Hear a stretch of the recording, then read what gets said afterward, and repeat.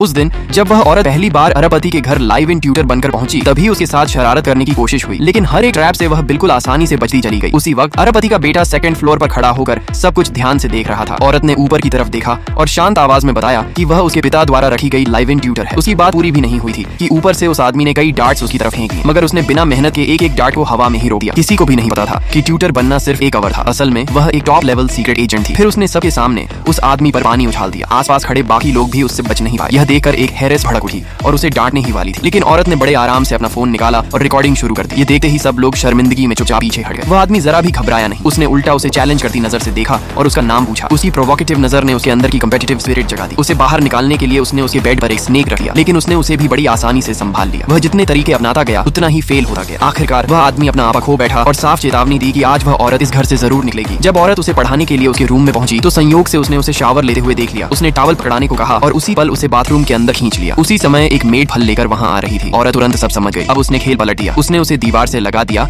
और उसे धमकाते हुए कहा कि वह उसकी गर्लफ्रेंड बन सकी है। ये सुनते ही वह आदमी घबरा गया। जैसे ही मेड पास आई, उसने जल्दी से उसे फल दरवाजे पर रखकर चले जाने को कहा। मेड के जाते ही औरत ने ठंडे लहजे में कहा कि उसके साथ माइंड गेम्स खेलना इतना आसान नहीं है। यह कहकर वह बिना पीछे देखे वहां से चली गई। उसे यह जरा भी अंदाजा नहीं था कि यह तो बस पहला लेसन था जो वह उसे सिखा रही।